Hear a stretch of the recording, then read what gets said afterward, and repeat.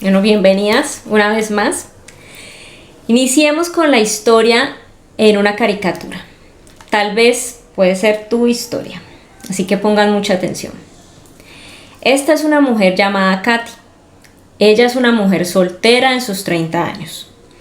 En esta historia, en particular, ella está sentada en casa sola con sus pensamientos. Las cosas que debo haber hecho en el trabajo. Piensa. Las cosas que le hubiera dicho a Irving, las cosas que me prometí que nunca haría, pero que las hice de todas maneras. Las maneras en que me hice miserable que podría haber evitado. Mientras ella sigue, su aspecto de depresión se profundiza. Las cosas que podría haber hecho por mi familia, mi perro, mis amigos, mis compañeros de trabajo, mis vecinos, mis finanzas, mi hogar, mis armarios, mi dieta y por millones de personas necesitadas que nunca he conocido. En el cuadro final, Katy resume su penosa situación. Aun cuando no voy a ninguna parte, tengo 136 kilos de equipaje conmigo. Mientras yo leía esta historia, que tan solo es una caricatura, tú tal vez recordabas los cientos de veces que te has sentado a tomar una taza de café y has tenido pensamientos similares. O cuando al acostarte tus pensamientos no paran y te cuesta conciliar el sueño porque repasas en tu cabeza muchas cosas que pudiste haber hecho o que dejaste de hacer y no fue así. Nuestro estudio hoy se llama Descargue la condenación. Y es un gran llamado a la reflexión sobre cuánto estamos cargando y, al igual que Katy, cuánto debemos descargar. ¿Cuánto peso estás llevando hoy sobre tus maletas? Mi deseo para ustedes hoy es que el Señor traiga libertad una vez más. Comencemos. Decíamos un par de estudios atrás que la condenación significa estar más concentradas en nuestros pecados que en la gracia de Dios. Y que cuando esto sucedía en nuestras vidas, era muy común que nos sintiéramos tan abrumadas que no quisiéramos ni siquiera orar, que no quisiéramos acercarnos a Dios, que nos sintiéramos tan cargadas de maletas que no debemos cargar ni siquiera cuando vamos de viaje tenemos maletas tan cargadas. Y pues bueno, todo esto se traduce en darle más valor al pecado que a la gracia. Pensemos en algunas formas prácticas como se ve esto. Tal vez el corazón de un hombre que pocas veces está en casa. La tortura mental de una mujer que hace más de 10 años tuvo un aborto. O que tal vez fue abusada y cree que fue su culpa. La fastidiosa conciencia del creyente que hace un par de minutos insultó a un conductor imprudente. O una mujer que acaba de discutir con su esposo. ¿Qué tal una permanente sensación de arrepentimiento por la falta de oración? ¿Palabras sin decir? ¿Promesas quebrantadas? Y bueno, tantas otras cosas que puedan venir a la mente de ustedes en este momento. A veces llevamos tanto tiempo cargando este tipo de cosas que pensamos que es normal. Y sí, apartadas de la cruz, la condenación es normal. Sin Jesús, todos y todas aquí merecemos la condenación y el castigo por el pecado. Pero hay un versículo en la Escritura que trae muchísimo aliento y es Romanos 8:1. Vamos a leerlo.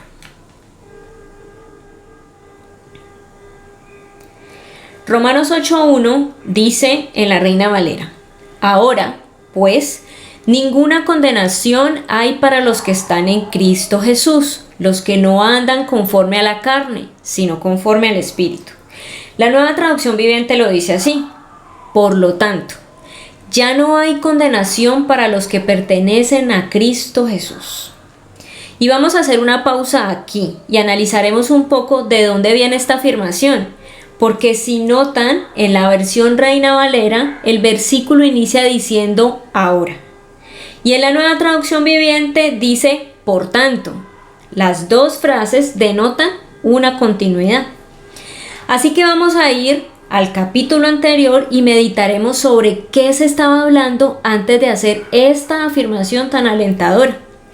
Devuélvanse un capítulo atrás, al capítulo 7. Se los voy a leer en la Nueva Traducción Viviente. Quiero que sea muy claro para cada una de ustedes. Pero primero, quiero que tengan en cuenta este contexto. Si nos vamos muchísimo más atrás, vamos a ver que en el capítulo 4, Pablo muestra cómo desde Abraham Dios ha estado justificando al hombre por fe sin las obras de la ley. En el capítulo 5 se refiere a la nueva vida del hombre justificado como una vida en paz con Dios. En el capítulo 6 como una vida libre del dominio del pecado. Y finalmente en el capítulo 7 habla de esta vida como una vida libre del señorío de la ley. Y en ese entonces el tema de la ley era importantísimo en la proclamación del Evangelio. A los judíos, para ellos era muy importante. La ley tenía un lugar demasiado importante y prominente para ellos a la hora de compartir el Evangelio. Y por tanto les era muy difícil, demasiado difícil, concebir el concepto de una salvación gratuita solo por la fe, sin el aporte de la ley. Con esto en mente vamos ahora sí a leer el capítulo 7, que inicia con un título que dice no más atados a la ley. Comienzo, versículo 1. Ahora bien, amados hermanos, ustedes que conocen la ley, ¿no saben que la ley se aplica solo mientras una persona está viva? Por ejemplo, cuando una mujer se casa, la ley la une a su marido mientras él viva. Pero si él muere, las leyes del matrimonio ya no se aplican a ella. Así que mientras su marido viva, ella cometería adulterio si se casara con otro hombre. Pero si el esposo muere, ella queda libre de esa ley y no comete adulterio cuando se casa de nuevo. Por lo tanto, mis amados hermanos, la cuestión es la siguiente. Ustedes murieron al poder de la ley cuando murieron con Cristo y ahora están unidos a aquel que fue levantado de los muertos. Como resultado, podemos producir una cosecha de buenas acciones para Dios. Versículo 5. Cuando vivíamos controlados por nuestra vieja naturaleza, los deseos pecaminosos actuaban dentro de nosotros y la ley despertaba esos malos deseos que producían una cosecha de acciones pecaminosas, las cuales nos llevaban a la muerte. Versículo 6. Pero ahora fuimos liberados de la ley, porque morimos a ella y ya no estamos presos de su poder. Ahora podemos servir a Dios, no según el antiguo modo, que consistía en obedecer la letra de la ley, sino mediante el nuevo, el de vivir en el Espíritu. Lo primero que encontramos aquí es una ilustración. Por medio del matrimonio, Pablo les muestra que solo se puede cometer adulterio mientras los dos esposos estén vivos, pero que si uno de los dos muere, el otro puede volver a casarse y no comete adulterio, porque la ley de su matrimonio finaliza cuando el cónyuge muere. Ahora, posteriormente a esta ilustración que es usada por Pablo para demostrar cómo la muerte del creyente con Cristo disuelve la relación previa con la ley y lo deja libre para pertenecer a Cristo. Como resultado, ya no vivimos controlados por esa ley que despertaba nuestros deseos de pecar. Por el contrario, ahora vivimos en el Espíritu para poder servir a Dios y no al pecado. Luego nos encontramos a partir del versículo 7 otro nuevo título que dice: la ley de Dios revela nuestro pecado. Voy a leer. Ahora bien, ¿acaso sugiero que la ley de Dios es pecaminosa? De ninguna manera. De hecho, fue la ley la que me mostró mi pecado. Yo nunca hubiera sabido que codiciar es malo si la ley no dijera: no codicies. Pero el pecado usó ese mandamiento para despertar toda clase de deseos codiciosos dentro de mí. Si no existiera la ley, el pecado no tendría ese poder. Hubo un tiempo en que viví sin entender la ley. Sin embargo, cuando aprendí, por ejemplo, el mandamiento de no codiciar, el poder del pecado cobró vida y yo morí. Entonces me di cuenta de que los mandatos de la ley, que supuestamente traían vida, trajeron en cambio muerte espiritual. El pecado se aprovechó de esos mandatos y me engañó. Usó los mandamientos para matarme. Sin embargo, la ley en sí misma es santa y sus mandatos son santos, rectos y buenos. Pero, ¿cómo puede ser? ¿Acaso la ley, que es buena, provocó mi muerte? Por supuesto que no. El pecado usó lo que era bueno a fin de lograr mi condena de muerte. Por eso, podemos ver qué terrible es el pecado. Se vale de los buenos mandatos de Dios para lograr sus propios fines malvados. Pablo, desde su propio ejemplo, nos explica que el propósito de la ley es mostrarnos lo pecadoras que somos. Y nos indica que el cumplimiento de la ley, en vez de traerlo a vida, lo llevó a muerte. Despertó en él el deseo de pecar más. ¿Han escuchado aquella frase que dice, las leyes se hicieron para romperlas? Bueno, el pecado es como un monstruo que está ahí, dormido en nuestro interior. Si algo no es prohibido, el ser humano no tiene interés de hacerlo. Pero es solo cuestión de que te digan, no lo hagas, y ese monstruo será despertado con el deseo de hacer aquello que te han prohibido. Ahora, Pablo también nos deja muy en claro que no está tratando de decir que la ley en sí misma sea mala, más bien nos dice que es santa, justa y buena.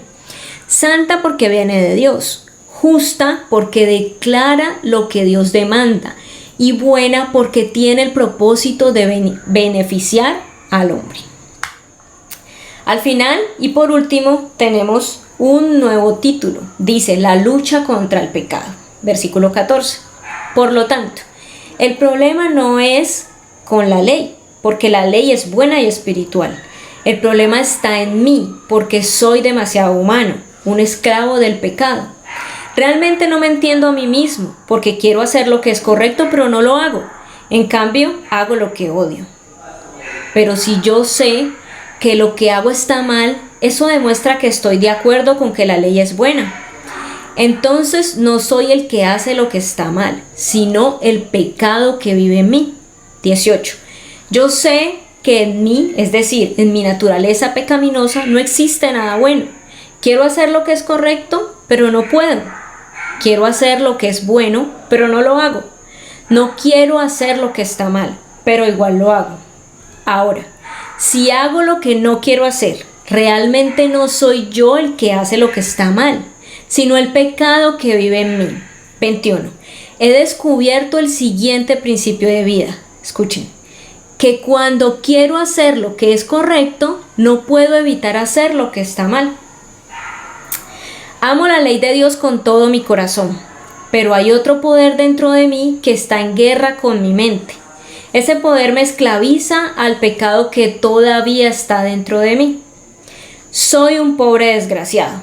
¿Quién me librará de esta vida dominada por el pecado y la muerte? Versículo 25 y último. Gracias a Dios, la respuesta está en Jesucristo nuestro Señor. Así que ya ven, en mi mente de verdad quiero obedecer la ley, pero a causa de mi naturaleza pecaminosa, soy esclavo del pecado. En los versículos 14 al 25, Pablo claramente nos muestra la lucha de un creyente normal. En las palabras de Lutero, el creyente es simultáneamente justo y pecador. Hemos sido crucificados por Cristo, pero nuestra naturaleza de pecado aún nos conduce a cometer pecados que no queremos hacer y que sabemos que no le agradan a Dios. Continuamente se crean tensiones entre lo que uno debe hacer y lo que puede hacer y lo que realmente hace. No queriendo afirmar con esto que el creyente no esté en pleno desarrollo de su carácter cristiano, pero sabemos que en esta vida ningún creyente llegará a la perfección que desea, porque inevitablemente seguirá pecando. Pablo también nos deja ver claramente cuál es la clave para el crecimiento del creyente en santidad, y es en última instancia la dependencia de la asistencia divina, y no única y exclusivamente sus propias intenciones, ni sus propios recursos. Lo vemos en el último versículo cuando él afirma: la respuesta está en Jesucristo nuestro Señor. Y aclaro, no es que un creyente nunca hace el bien o que continuamente hace el mal. Es más bien la imposibilidad de ser siempre plenamente obediente y de resistir siempre la tentación que le aflige. Y aflige a todo creyente sincero. Entendiendo esto, les leo nuevamente Romanos 8. Pero ahora vamos a leer los versículos 1 y 2. Alisten sus Biblias. Reina Valera.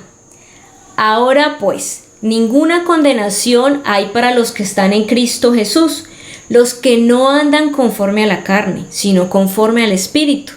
Porque la ley del Espíritu de vida en Cristo Jesús me ha librado de la ley del pecado y de la muerte.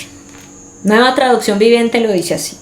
Por lo tanto, ya no hay condenación para los que pertenecen a Cristo Jesús, y porque ustedes pertenecen a Él, el poder del Espíritu que da vida los ha liberado del poder del pecado, que lleva a la muerte. Recordemos que la vida del hombre justificado es una vida de paz con Dios, libre del dominio del pecado y libre del señorío de la ley. Pero ahora además es una vida en el Espíritu. Y puntualmente en el primer versículo de este capítulo 8 encontramos una afirmación rotunda. Ahora pues, recuerden que está ligado al capítulo anterior. Ninguna condenación hay para los que están en Cristo Jesús. Cuando hablamos de condenación, hablamos de términos legales y en este caso con la justicia divina. Además, dice el versículo claramente que ya no tenemos ningún pendiente, que nuestra vida, nuestra nueva vida en Cristo, nuestra nueva realidad es una liberación plena. Y luego encontramos en el versículo 2 las razones de esto. Hemos sido liberadas de la ley del pecado que nos tenía esclavas y también hemos sido libres de la muerte, porque ahora tenemos vida en Cristo Jesús.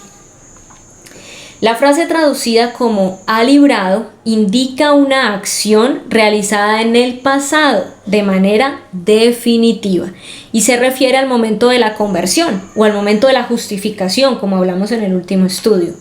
Entonces, después de entender todo esto, podría decirles sin temor, no tenemos por qué ir por la vida bajo condenación. Veamos entonces de qué nos libramos de esto. ¿O cómo nos libramos de esto? Y aceptamos el perdón que ofrece el Evangelio. A veces queremos hacerlo, pero no lo hacemos. Algo, y es como esas maletas que decimos al principio, que estamos cargando en nuestros hombros, no nos deja de verdad sentirnos libres en Cristo, como Él nos ha prometido que estaremos cuando estamos, a partir del momento en que estamos con Él. Ahora, no creo que sea una novedad para ustedes que todas, absolutamente todas, lidiamos con la culpa. No solo cuando cometemos pecados mayores, cualquier pecado presente o pecado pasado que cometamos puede traernos culpa. El elemento común que encontramos es un continuo sentido de culpa y vergüenza sobre los pecados por los cuales la mayoría de veces ya nos hemos arrepentido delante de Dios y tal vez ante cualquier persona que sea pertinente, que necesitemos apoyo de esas personas. Hagamos un par de preguntas de reflexión. Como siempre, mientras yo las leo, ustedes van a pensar en su respuesta. Primera pregunta. ¿Relaciona a Dios como si usted estuviera en un tipo permanente de probatoria, sospechando que en cualquier momento Él quizá lo arrastre hacia la celda de la cárcel de su desaprobación? Segunda pregunta. Cuando viene a adorar, se mantiene a una respetuosa distancia de Dios como si Él fuera una fascinante celebridad, pero de humor enfermizo, que se conoce por arremeter contra sus admiradores. Tercera, cuando lee la Escritura, ¿le revela el ilimitado amor del Salvador o simplemente intensifica su condenación? Y cuarta, ¿se da más cuenta de su pecado de lo que está de la gracia de Dios que se le ha dado a través de la cruz? Ahora les hago una pregunta general. ¿Ve algunas señales de condenación en su vida? No se sorprenda si es así, pero no siga llevando esa carga, pues el poder del Evangelio puede hacerla libre de toda condenación. Y ojo, no libre en gran parte, sino libre completamente. Así que no compre aquella mentira, más bien aquella mentirota que la hace pensar que su constante grado de culpa de un modo u otro promueve la santidad, la madurez espiritual y agrada a Dios. Es todo lo contrario. Dios es glorificado cuando creemos con todo nuestro corazón que los que confían en Cristo nunca pueden ser condenados. Entonces, resumiendo, la mentirota dice que agradamos a Dios con la culpa y la vergüenza y que estamos promoviendo santidad y madurez. Y la verdad, la gran verdad, es que Dios es glorificado cuando creemos lo que está escrito en Romanos 8:1. Ninguna condenación hay para los que están en Cristo Jesús. Recibiendo el don gratuito de la gracia y volviéndonos a nuestra manera pecaminosa de vivir, a caminar en obediencia, motivadas por esa misma gracia. En Lucas 7, 36 al 50 encontramos la historia cuando Jesús asistió a una cena en la casa de Simón el fariseo y entró la mujer del frasco del perfume de alabastro. Búsquenla para que la leamos juntas. Lucas 7, versículos del 36 al 50. Seguramente esta es una historia que muchas ya han leído con anterioridad. Y aquí en esta historia en particular encontramos una lección acerca de la condenación. Vamos a leerla. En mi Biblia encontré que tenía un título que decía Jesús en el hogar de Simón el fariseo. Versículo 36. Uno de los fariseos rogó a Jesús que comiese con él, y habiendo entrado en casa del fariseo se sentó a la mesa. Entonces una mujer de la ciudad que era pecadora, al saber que Jesús entraba a la mesa en casa del fariseo, trajo un frasco de alabastro con perfume. Y estando detrás de él a sus pies, llorando, comenzó a regar con lágrimas sus pies, y los enjugaba con sus cabellos, y besaba sus pies, y los ungía con perfume. Cuando vio esto el fariseo que le había convidado, dijo para sí: si fuera profeta, conocería quién y qué clase de mujer es la que le toca, que es pecadora. Entonces respondiendo Jesús le dijo: Simón, una cosa tengo que decirte. Y él le dijo: di, maestro. Un acreedor tenía 2 deudores. El uno le debía 500 denarios y el otro 50. 42. Y no teniendo ellos con qué pagar, perdonó a ambos. Di pues, ¿cuál de ellos le amará más? Respondiendo Simón dijo: pienso que aquel a quien perdonó más. Y él le dijo: rectamente has juzgado. Y vuelto a la mujer, dijo a Simón: ¿ves esta mujer? Entré en tu casa y no me diste agua para mis pies, mas ésta ha llegado mis pies con lágrimas y los ha enjugado con sus cabellos. No me diste beso, mas ésta, desde que entré, no ha cesado de besar mis pies. No ungiste mi cabeza con aceite, mas ésta ha ungido con perfume mis pies. Por lo cual te digo que sus muchos pecados le son perdonados, porque amó mucho, mas aquel a quien se le perdona poco, poco ama. Y a ella le dijo: tus pecados te son perdonados. Y los que estaban juntamente sentados a la mesa comenzaron a decir entre sí: ¿quién es este que también perdona pecados? 50. Pero él dijo a la mujer: tu fe te ha salvado, ve en paz. En esta historia es notorio cómo su anfitrión, de forma descortés, le negó a Jesús todas las cortesías básicas de la sociedad que se debían dar a un invitado en ese entonces: el beso de bienvenida, el lavado de los pies y el aceite de la unción. Manifestaciones que seguramente fueron obvias para muchos de los que estaban presentes en tal cena. Luego, de un momento a otro, entró en la habitación una conocida prostituta, obviamente una mujer despreciada por la gente, y esta mujer hace algo inexplicable para todos los presentes. Se lanza a los pies de Jesús. Mientras derrama sus lágrimas sobre ellos, los limpia con sus cabellos y los unge con perfume. Esta mujer le dio a Jesús todo lo que su anfitrión le había negado. Esta mujer era alguien que estaba arrepentida de sus pecados, y sin duda, esta no era la primera vez que ella veía a Jesús y sus enseñanzas. Podríamos decir que ella encontró en Jesús el perdón que ningún otro deseaba darle, y que de seguro, al reconocer su pecado, también se había apartado. En su acto podemos ver un acto de alabanza y de exaltación, y en su llanto vemos una muestra de arrepentimiento, vemos gozo, gratitud y devoción. Jesús afirma en el versículo 47 que ella ama mucho porque se le perdonó mucho. Sus lágrimas no son de condenación, sino de agradecimiento. Llora porque desapareció su culpa. Miren, chicas, cada día luchamos con la condenación. Es inevitable que aparezca. Decíamos hace un rato cuál es la lucha del creyente con el pecado. Lo mencionamos y el mismo Pablo lo decía, que a él le acontecía. Mientras dure nuestro proceso de santificación, y sabemos que va a ser hasta nuestro último suspiro, vamos a luchar con esto.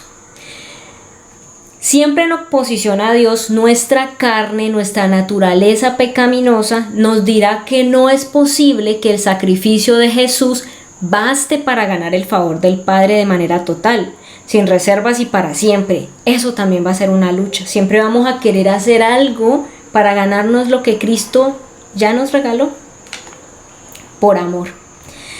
Y además el enemigo de nuestras almas, no lo olvidemos, nos va a susurrar sus mentiras todo el tiempo, acusándonos y buscando causar condenación en cada una de nosotras.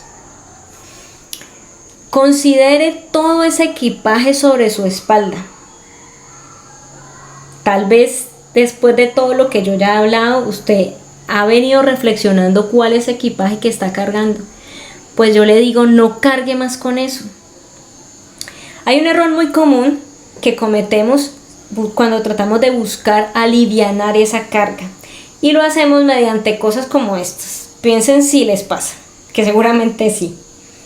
Primero, tratamos de hacer promesas a Dios de orar más, de ayunar más, de leer más la Biblia. Otro también es que hacemos promesas de obediencia futuras, que aunque sean sinceras, no resuelven la condenación del pasado, de lo que ya pasó. No puedes arreglar con algo futuro lo que ya hiciste.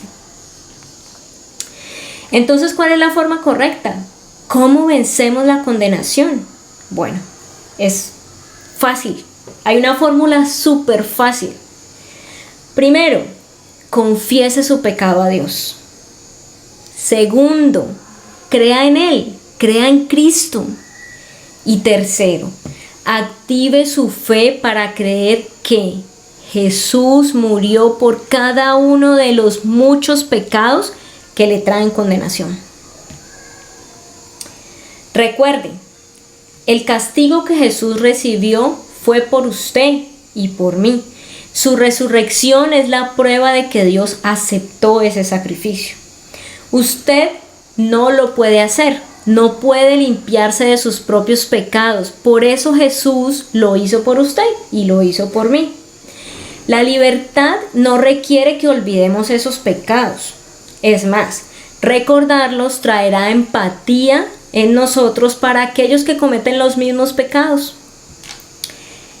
Para experimentar gozo y gratitud, el mismo que esta mujer pecadora que nos muestra la Biblia experimentó, necesitamos reconocer y confesar nuestros muchos pecados. Por último, leamos primera de Timoteo 1:15. Leamos primera de Timoteo 1:15 y sigamos el ejemplo de Pablo. Reina Valera dice: palabra fiel y digna de ser recibida por todos, que Cristo Jesús vino al mundo para salvar a los pecadores, de los cuales yo soy el primero. Nueva Traducción Viviente lo relata así: la siguiente declaración es digna de confianza y todos deberían aceptarla.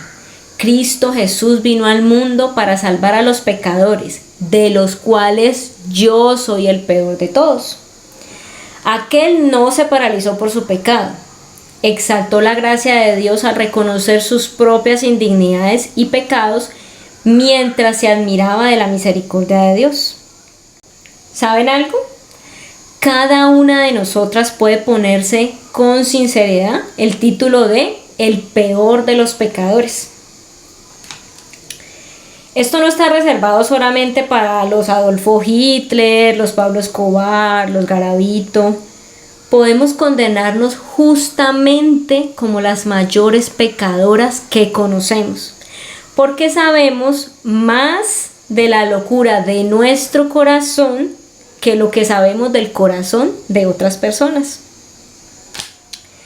Admita que es indigna y que merece condenación. Eso es lo primero, tenemos que admitirlo. Pero no se quede ahí, no se quede allí con la condenación. Continúe para regocijarse en el Salvador, que vino a salvar a los peores pecadores, a las peores pecadoras que somos nosotros. Así que la buena noticia de salvación está servida a la mesa. Las invito a recibir a Jesús como su Salvador y aceptarlo como su Señor, arrepentirse de sus pecados y vivir bajo la gracia salvadora ofrecida para usted hoy. Nuestro siguiente estudio se llama Lo que siente contra lo que es real. Base su fe en la obra consumada de Cristo en la cruz. Vamos a orar.